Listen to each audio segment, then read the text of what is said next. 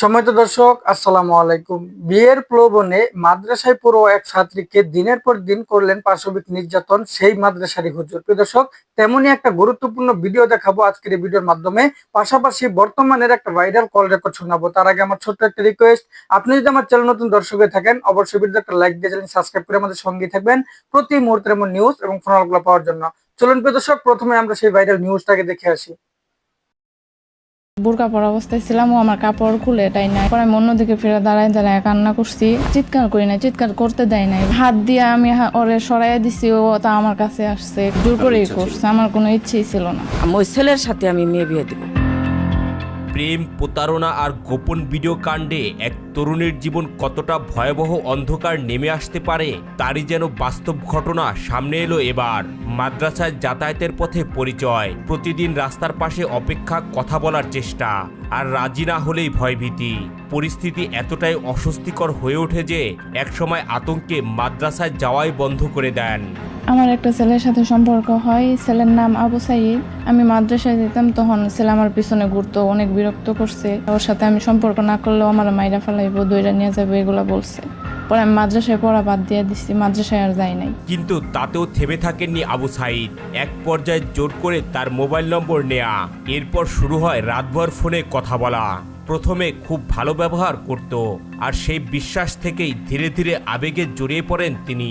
একদিন আমার সামনে আসে, আইসা বলে নাম্বার দিতে, অনেকগুলা কথা বলে, ব্ল্যাকমেল করে। পরে আমি নাম্বার দিই, আমার আম্মুর ফোনের নাম্বার দিছি। পরে ও আমার নাম্বার অ্যাড করে, পরে থেকে ও আমার সাথে কথা কয়, এমনি ফ্রেন্ডভাবে কথা কইতো। পরে আস্তে আস্তে রিলেশনে আসে। এরপর একদিন দেখা করার কথা বলে তাকে বাইরে ডেকে নেয় প্রেমিক আবু সাইদ। তরুণী জানান, প্রথমে তাকে নির্জন এলাকায় নিয়ে যাওয়া হয়, পরে একটি রুমের ভেতরে নিয়ে আচরণ বদলে ফেলেন প্রেমিক আবু সাইদ। সেখানে তাকে ভয়ভীতি দেখান।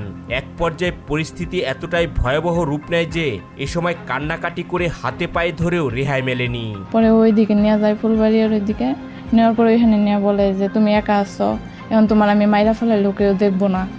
পরে ওই বাসায় গিয়ে একটা রুমে নিয়ে যায়। তারপরেও আমার অনেক ভয় দেখায়, আমি ওর হাতে পায়েও ধরি, তারপরেও আমার কথা শুনে না, আমি কান্না করছি। আমার ও ভয় দেখায় নিয়ে গেছে, বলছে যে এখন আমরা একা আছি, তোমার মাইরা ফেলামু, আমরা কিন্তু অনেক দূরে আছি, তোমাকে বাসার কাছে না, এগুলা বলে। পরে এগুলা বলে আমার রুমের ভিতরে নিয়ে যায়। নিয়ে আমি ওর কাছে অনেক কান্না করি, বলি এরকম করেন না, আমার জীবন নষ্ট হয়ে যায়। বোরকা পরা অবস্থায় ছিলাম, ও আমার কাপড় খুলে এটাই না, এরকম করে। তারপর আমি ওরা অনেক না করি, হাতে পায়ে ধরি, কান্না করি, তারপরেও আমার কথা শুনে নাই। হাত দিয়ে আমি ওরে সরাইয়া দিছি, ও তা আমার কাছে আসছে, কান্না করছি, আমি দূরে গেছি।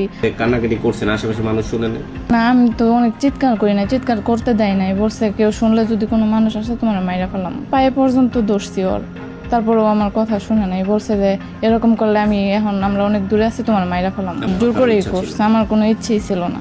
এই তরুণীর অভিযোগ, প্রাণনাশের ভয় দেখিয়ে তার উপর চালানো হয় নির্যাতন।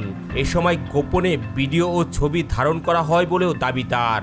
আর সেই ভিডিও ও ছবি পরে হয়ে ওঠে সবচেয়ে বড় আতঙ্ক। আমার বোরকার নেকাব খুলে টান দিয়া, পরে আমি অন্যদিকে ফিরে দাঁড়ায় দাঁড়ায় কান্না করছি, আর ওর পায়ে ধরছি, হাতে ধরছি যে এরকম করেন না। ও আমার কথা শুনে নাই, জোর করেই খুলে।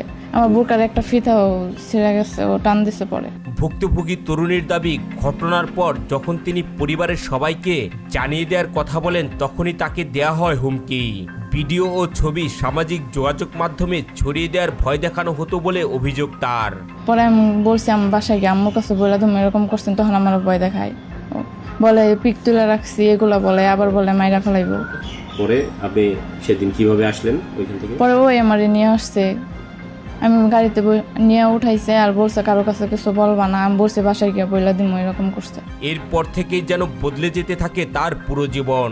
তরুণী জানান, সেই ভিডিও ও ছবি দেখিয়ে তাকে বিভিন্ন জায়গায় যেতে বাধ্য করা হতো, চাইলেও সম্পর্ক থেকে বের হতে পারছিলেন না তিনি। তারপর থেকে ও আমার সাথে সবসময় এরকম করছে, আমার ব্ল্যাকমেল করছে পিক দিয়া।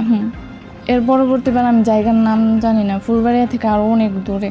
ফুলবাড়ি থেকে অনেক দূরে কি কোন রিসোর্টে? ওইটা কিরকম যেন জায়গা, অনেক জঙ্গল রাস্তা, ওইখান দিয়ে গিয়ে পরে একটা জায়গা, ছোট ছোট ঘর, রিসোর্টই হয়তো। তারপর ওইখানে নিয়ে যায়, তারপর থেকে ওই যে ওই প্রথম পিক দিয়ে আমার ব্ল্যাকমেল করে। কিরকম মানে ওই সময় কি আপনি স্বেচ্ছায়? আমি কোনো সময় ওর সাথে ইচ্ছা করে এরকম কিছু করি না। আমার ওইখানে নিয়ে গেছে, কাসিম গাড়ি দিয়ে গেছে, আমার গাড়িতে বলছে যে যদি ওইখানে গিয়ে কোনো কিছু করো তাহলে তোমার পিক ভাইরাল করে তুমি, এগুলো বলছে আবারই। তারপর আমি ওর সাথে ওইখানে গিয়ে বসছি, তারপরে এখানে গিয়ে বসার পরে আমার বুঝাইছে, অনেক কিছু বলছে, তারপরেও আমার নিয়ে গেছে। নিয়ে যাওয়ার পর আমি বলছি, একবার এরকম করছেন আপনারা, আমি মাফ করে দিছি, কিন্তু এখন আবার এরকম করতেছেন, আমি এবার সত্যি সত্যি বলে তুমি আপনার বাপের কাছেও বলবো। তখন বলে আমার বাপের কাছে বললো লাভ নাই, আমার বাপে এগুলো বিশ্বাস করবো না, তারা আমারে বিশ্বাস করে, আমি এসব কিছু করি না। এমনকি অন্য কোথাও বিয়ের কথা উঠলে সেই সম্পর্ক ভেঙে দেওয়ার হুমকি দেওয়া হতো বলে অভিযোগ করেন তিনি। জায়গা থেকে যদি বিয়ের কথা বলতো, ও যদি শুনতো, তাইলে ও আমারে ব্ল্যাকমেল করতো, যে এগুলো পিক নিয়ে ওই পোলারে দেখাম। সম্মানিত দর্শক, খুবই চাঞ্চল্যকর একটা ভিডিও দেখতে পারলেন আজকের এই ভিডিওর মাধ্যমে এক মাদ্রাসার হুজুর এবং সেই মাদ্রাসায় পড়ুয়া এক ছাত্রীর। প্রিয় দর্শকের সম্পূর্ণ তথ্যটি আপনাদের কাছে কেমন লাগলো অবশ্যই কমেন্ট করে জানাবেন। এখন আমরা একটা ভাইরাল কথোপকথন শুনতে পারবো। বাসার নিচে যদি একটা বিকাশের দোকান থাকে, সেই দোকানদারের সঙ্গে সেই বাসার ম্যাডামের কেমন সম্পর্ক থাকতে পারে, এই বিষয় নিয়ে চলুন আজকের এই ভাইরাল ফোনাটা শুনে আসি। এই পুরো বিষয়টা শোনার পর আমরা ভিডিওর লাস্টে কথা বলবো। এতদিন কিন্তু ভালোই ছিলাম, কি কথা বললেন? এখন তো নিজেকে ধরে রাখতে পারছি না। সত্যি আপনার এসব কিছু ইচ্ছে হচ্ছে? আপনি যেভাবে কথা বললেন, ইচ্ছা হবে না কেন? সেই জন্য আর কি এই কথাটা বলছি, যাতে আপনার ইচ্ছে হয়। কথা যেহেতু বলছেন, এখনই আসবেন। ঠিক আছে, আসতেছি আমি। তাহলে কি প্যাকেট নিয়ে আসবো? প্যাকেট দিয়ে ভালো লাগে না, এমনি কাজ হবে। তাহলে এটা জানেন কিভাবে আপনি? আপনি কি বোকা নাকি? কোনটা মিথ্যা? যদি ইচ্ছা থাকে তাহলে আসেন। ইচ্ছা থাকবে না কেন? এসব বিষয়ে আবার ইচ্ছা কার না থাকে? মানে ফ্রিতে যদি কোনো কিছু পাওয়া যায় তাহলে তো মানুষ ওইটার দিকেই ঝুঁকে থাকে, তাই না? হ্যাঁ হ্যাঁ, ফ্রিতে বললে ভুল হবে। একসময় একটা কিছু চাইবো আপনার কাছে। ফ্রিতে কোনো কিছুই না, দিয়া অথবা নেয়া, এটাই সম্পর্কের মূল উদ্দেশ্য। বুঝতে পারছেন হাবিব ভাই? হ্যাঁ, বুঝতে পারছি তো। আপনি কিছু দিবেন, আমিও কিছু দেব, মানে সকলেরই ভালো লাগবে, তাই না? ভালো লাগবে কি লাগবে না সেটা জানি না। সেটাই তো, এখন কি ভাবতেছিলাম আর কি হয়ে গেল। আচ্ছা যাই হোক, এখন যদি কোনো কিছু হয়, আমি যদি বারবার এসব বিষয়ে আপনাকে বলি, তখন কি আপনি রাজি হইবেন? বারবার আসলে সমস্যা কি? ভালো খাবার তো বেশি বেশি খেতে হয়। হ্যাঁ সেটাই তো। এখন কথা হলো এটা, আপনি কি সিরিয়াসলি বলতেছেন? আমি তো প্রথমে দুষ্টামির ছলে বলছিলাম, এখন দেখি তো বিষয়টা সিরিয়াস দিকে চলে যাচ্ছে। আমি এরকম কিছু চাচ্ছিলাম যে আপনার মতো একজনকে যদি আমার পাশে পাইতাম, তাহলে হয়তো আমার মনে চাওয়া পয়সা আকাঙ্ক্ষাটা পূরণ করতে পারতাম। কিন্তু যাই হোক, ভালোই হলো। আপনারও অনেক ইচ্ছা আর আমারও অনেক ইচ্ছা। আপনিও ভালো থাকবেন, আমার আরো ভালো লাগবে। সিরিয়াসলি বলতেছেন? হ্যাঁ হাবিব ভাই, আসলে দেখতে পাবেন।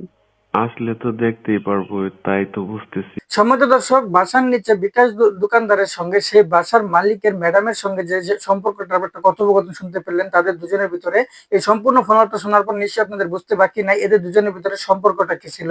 প্রিয় দর্শক, প্রথমে আমরা একটা ভাইরাল নিউজ দেখতে পারলাম, একজন মাদ্রাসায় পড়ুয়া শিক্ষার্থীকে বিয়ের প্রলোভনে দিনের পর দিন পাশবিক নির্যাতন করলেন সেই মাদ্রাসারই হুজুর। এই সম্পূর্ণ তথ্য এবং সেই ফোনালাপ নিয়ে আপনাদের মূল্যবান মন্তব্য জানাবেন। প্রতিনিয়ত এমন ফোনালাপ এবং নিউজগুলো পেতে অবশ্যই সাবস্ক্রাইব করে রাখবেন, ভিডিওটি ভালো লাইক দিবেন। আজকে এই পর্যন্ত, পরবর্তী ভিডিও আমন্ত্রণ। আসসালামু আলাইকুম।